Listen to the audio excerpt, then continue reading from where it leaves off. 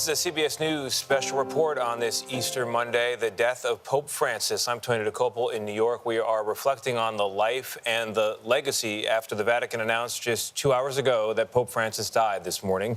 Francis had appeared in public less than 24 hours earlier, blessing a thrilled Easter Sunday crowd in St. Peter's Square. 88 years old, the Pope was, of course, recovering from a case of double pneumonia that put him in the hospital for more than a month.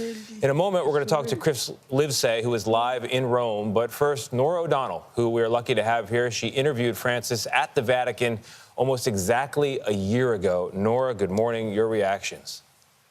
Yeah, good morning to you, Tony. That's right. You know, he was called the People's Pope, and remarkable to wake up this morning and realize he has passed on this Easter Monday. You know, Pope Francis led the Roman Catholic Church for more than 12 years.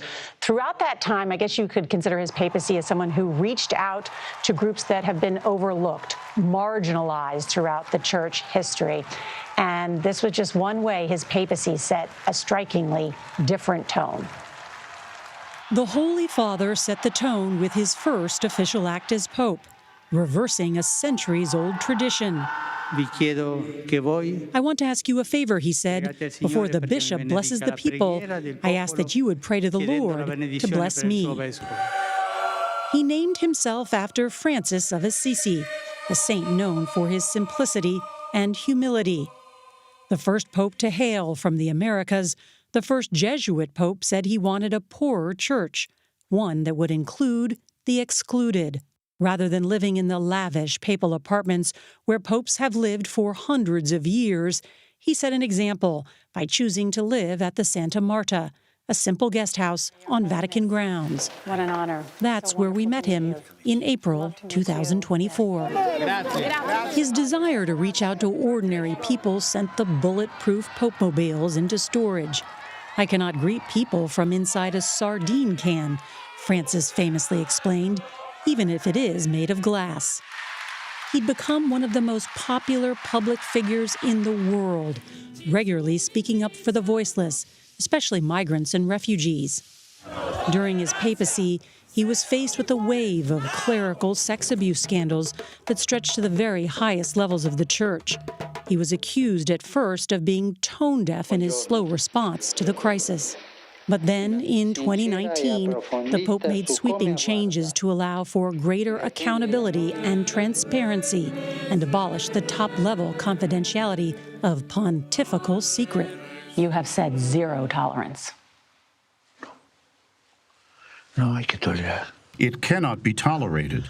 When there is a case of a religious man or woman who abuses, the full force of the law falls upon them. In this, there has been a great deal of progress. A few weeks after we interviewed Francis, it was reported that he used a homophobic slur in 2 private meetings. But in his more than a decade as Pope, he voiced support for bringing the LGBTQ community into the church. That push started aboard a papal flight just months into his tenure. Who am I to judge, he said. Hailing from South America, Pope Francis's simple style was a product of his humble beginnings. Jorge Mario Bergoglio was born in 1936 in Buenos Aires to an immigrant Italian railway worker and a housewife. As a young man, he lost part of a lung to an infection. He was ordained at the late age of 32. Francis claimed he only brought a small bag to the conclave that elected him because he expected to be going back home to Argentina. Do you like when you are called the People's Pope? El Papa de la gente. Instead, he became one of the oldest popes in history, having traveled to more than 60 countries and keeping a busy schedule until the final days of his life. What do you hope your legacy is? I never really thought about it. The church is the legacy. The church not only through the Pope, but through you, through every Christian, through everyone. Personally, I get on the bandwagon of the church and its legacy for all. You mean that the church is for everybody? Yes, for everybody. And as you can see there, Tony, in our conversation, which was more than about an hour long, his warmth, his conviction, the historic nature of his papacy, as we explained, because not only was he the first Jesuit Pope, the first Pope from the Americas, the first to choose the name Francis, as I pointed out there, because he wanted to bring a focus to the poor. And that's why he lived so simply in Casa Santa Marta, which is where we did that interview. Now, as what his legacy will be, we asked him about that in our interview, and he said he hadn't thought much about it. He hopes the legacy is the church, in his words. But I think in many of the papal scholars that we have spoken to recently and just over a year ago, they noted that he had changed the tune, but not the lyrics of the church. Do you understand what I mean? In other words, a lot of church doctrine did not change, but he did try to make the Catholic Church more inclusive, whether it was his message about gays or same-sex unions to, well, he is not allowing women to become priests or deacons. He did appoint 2 women to high offices within the Vatican, managerial offices. That is a step forward.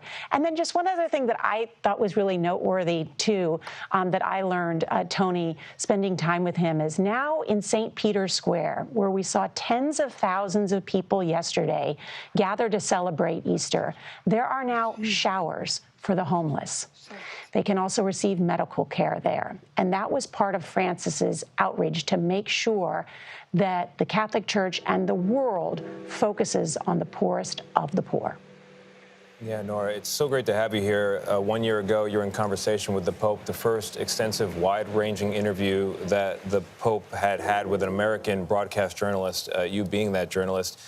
One of my favorite anecdotes that I've come across this morning, something that's going around, is a story of the Pope as he tells his mother back in the 1960s that he wants to go into the priesthood, and she says, please, I would suggest you study medicine instead. And he tells her, as the story goes, I'm studying the medicine of the soul. And then in his role as Pope, medicine, it would seem, for the church as well, those changes to refocus the church on different parts of the Catholic experience. Sometimes it was something that cheered liberals and distressed more conservative members of the church. But as you point out, there was a change in the tune, but not in the doctrine. And I think that continues, as I understand it, in the plans now for the Pope's funeral. He won't be buried at St. Peter's. What do we know about his plans and what's next? That's right. I mean, a couple of things. That's right. I mean, he studied to be a chemist and then, of course, was a Jesuit. And that's different. And as we talk about how the church may or may not have changed, we should note that as the conclave will commence in some 15 to 20 days from now to choose a new pope, Pope Francis put in place 110 cardinals of the 138 or so that will vote for the next pope. So that is a big influence he has had on the church, even though he has not changed essentially much of the doctrine. So I think that's worth noting as well. And then what was your other question, Tony, about Pope Francis? What do we know? He's not going to be buried in St. Peter's. We know there were changes to the way he was announced as Pope. I love the way your obituary began with the fact that he was blessed by the people before he then blessed the people in turn. It's such a beautiful way to announce himself to the world. So, yes, go on. On that note, what we do know, which is really interesting, he is going to be buried at the Church of St. Mary Major, not inside the Vatican, which is highly unusual. This is the church where he will be buried is the largest Marian church in all of Rome. I was just there a couple of weeks ago. It is actually the church where Pope Francis goes to pray before and after every single international trip that he does. So he has been there more than 100 times. And the reason, it's a really beautiful church. And the reason that he goes there, once again, is to bring the focus to Mary, the Blessed Virgin Mother. This is a picture of him there praying right before this really beautiful picture of the Virgin Mary. And so he will be buried there. And again, I think it's just, like you said, how the Pope has try to do things differently, to break with the centuries-old tradition of the Roman Catholic Church and to bring attention, whether it is to the marginalized and the poor, or in this case where he will be buried, to Mary. A saint that he, of course, and the Blessed Virgin Mother, and to bring attention to her teachings and what she represents for the Catholic Church. No, it's an amazing thing, as you pointed out, a pope of firsts in his life and now a pope of firsts in his death as well. We have Chris Livesay in Vatican City for us. Chris, where are you? What's the mood there? What are you seeing? What are you hearing? Good morning, Tony. Well, I am overlooking St. Peter's Square just behind me, and you'll hear gongs of the bell. Each one of those gongs represents 1 year of Pope Francis's life. He died, of course, at the age of 88, so we will hear 88 gongs throughout this morning. Apart from those gongs, they really pierce a deafening silence that has laid over St. Peter's Square ever since the news broke this morning, just before 10 a.m. local time, that Pope Francis had died. And that silence really stood out in stark contrast to the scenes we witnessed yesterday here in St. Peter's Square. Pope Francis taking a victory lap of sorts through St. Peter's Square in the Pope Mobile for the very first time since he was discharged from the hospital 3 weeks ago. You can hear him struggling to say, "Happy Easter, brothers and sisters." All of this, we should mention, in defiance of doctor's orders. Now, he was told to stay home and rest and avoid mingling with the public for at least 2 months, but those doctor's orders proved to be too much for the Pope during Holy Week, the holiest week of the year, and of course on Easter Sunday, which really capped off a string of surprise appearances that Pope Francis made. On one example, he just sort of popped up in St. Peter's Basilica behind me, wasn't wearing his zucchetto, that's the head covering of the Pope. He was wearing black pants, so not the papal white, and he had a poncho covering his shoulders as he was wheeled around beside a tomb. So he didn't even look like a pope. It really struck people just how normal and down to earth he appeared. Then about a week ago on Palm Sunday, he made another surprise appearance, mingling with about 20,000 people here in St. Peter's Square. On Thursday, Holy Thursday, he made a surprise appearance at a prison where he kissed hands of many of the prisoners and they kissed his. About 70 inmates there. Again, all of this unscripted, unplanned, and it turned out to be just a drum roll, a sort of dress rehearsal for that comeback appearance, as it were, on Easter, which also turned out to be his last appearance, Tony. Chris Livesay for us.